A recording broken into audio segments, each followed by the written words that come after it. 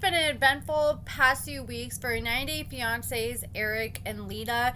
Eric was arrested in the early morning hours of July 5th after he was busted in his car for being drunk, and he allegedly slapped his wife, and the police showed up. They arrested him for misdemeanor battery and disorderly conduct, and he was recently charged with a few additional charges. He was charged with operating a vehicle while intoxicated, and he was charged with an open container, so having an open bottle of alcohol. And Leida, right after Eric was arrested, she ended up calling the ambulance not even 12 hours later for her daughter, claiming her daughter was not responding. So the ambulance showed up, rushed Leida's daughter to the hospital, and they claimed when they saw the daughter was brain dead. They rushed her to the hospital. They spent days trying to save her on life support, and their 5-week-old daughter tragically lost her life. Eric claims that he is done with Leida for good after his arrest. He claims that he is no longer talking to her, and there is a restraining order that was put in place, so they're not supposed to be talking to each other at this time.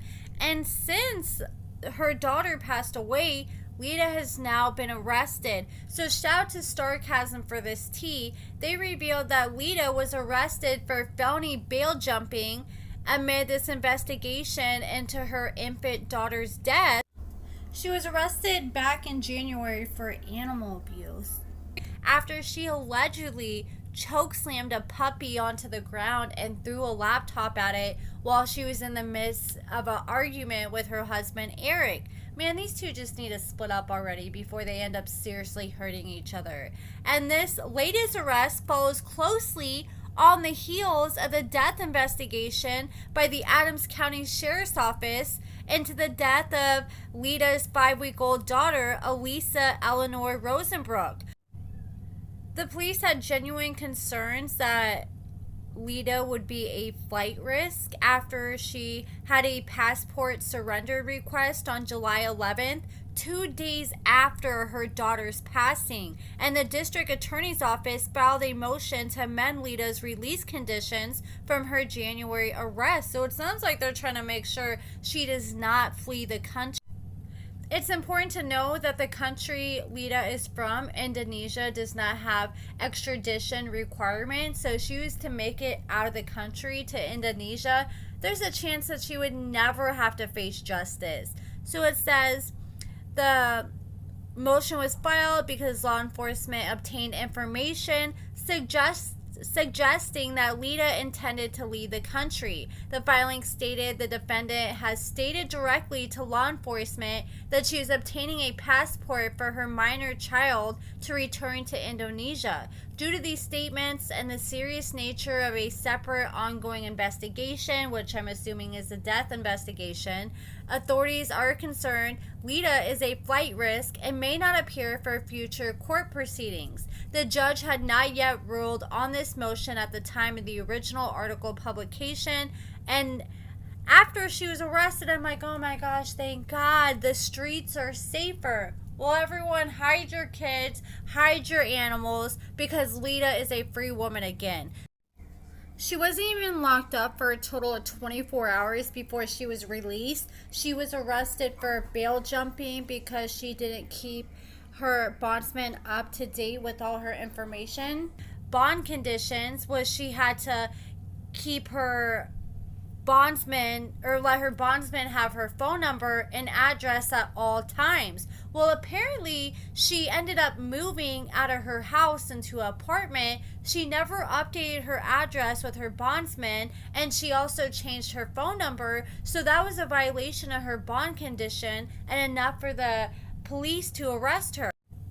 As soon as I saw Leida in her mugshot, I was like, oh yeah, before I even knew anything else, I'm like, yeah, it looks like she is trying to change her appearance here and maybe try to go on the run, because she went live on I want to say July 5th or July 6th while her daughter was in the hospital, and her hair was completely different. It has completely changed in a matter of days since her daughter passed. And I'm sorry, if my child just passed, dyeing my hair would be the last thing on my mind. And it also looks like she's trying to liquidate all her belongings. She's trying to sell her $70,000 Corvette. Big shout out to John Yates for the next few receipts I'm going to share. And this shows that she was trying to sell her house and said it was available for rent on July 1st. So some people were thinking, okay, was this premeditated and she was trying to get rid of all her belongings before she took her child's life so she could just up and go back to her home country. And she had all these different trucks that she was trying to sell. She had trucks here, trucks there, and these trucks are not cheap by any means, that she's been trying to sell in multiple Facebook groups for $20,000, $30,000 a piece. It definitely looks like Leida and Eric were doing pretty well if you're just looking at all their assets here, between their house, her $70,000 car, these multiple trucks, and some of these posts of these trucks she was trying to sell. It definitely sounds like she was trying to sell them in a hurry. She's like, look, I'm only accepting buyers until May 25th. There's some posts where she's like, okay, I'll give this deal only for the next week only, and then I need to get rid of these.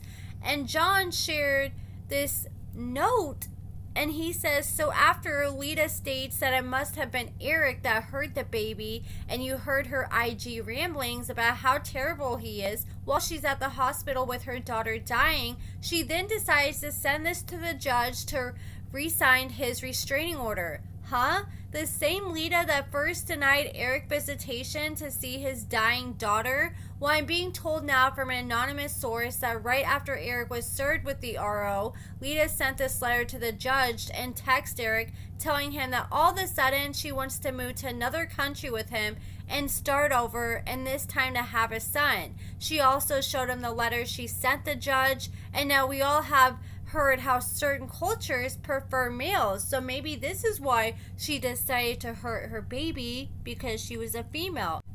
This is Leida's letter to the judge where she said, I, Leida, the petitioner in the case, respectfully request the withdrawal and dismissal of the restraining order previously issued against the respondent, Eric.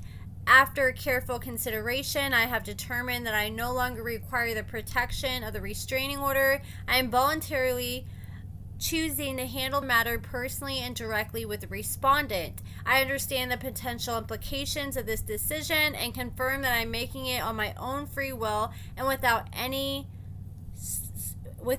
coercion or pressure. I respectfully ask the court to dismiss the existing order of protection and resolve any associated restriction and remove any associated restrictions. I will give it to her that it's very well written. It sounds like a lawyer either helped her write that or she did really good research to point out all the concerns that judges typically do have when it comes to dropping restraining orders, like making sure that the person knows that they're not being coerced into this and that they know that the responsibility is on them moving forward. But yeah, Leida, according to Eric, has been acting strangely for a matter of months. And when I was looking at her Facebook, it definitely seemed off. Like, every time she talked about her daughter that passed away, she always referred to her daughter as an alien. She didn't call her my baby, my daughter. She always called her an alien. She said, huge belly, there's a baby alien inside me. And every video, there's another video where she's sitting there holding her belly and she's like, honey, look at my alien. And Eric was like, okay, hon. And he kind of just rolled his eyes and seemed annoyed. And it just seemed like really detached when she talked about her baby. According to John Yates, he said her son is currently in the custody of CPS. But that is pretty much it, guys. Let me know what you guys think about all this. Hopefully the police are able to move forward with their investigation and eventually re-arrest Leida. But let me know what you guys think in the comments below. Give this video a thumbs up, subscribe, and thank you so much for watching.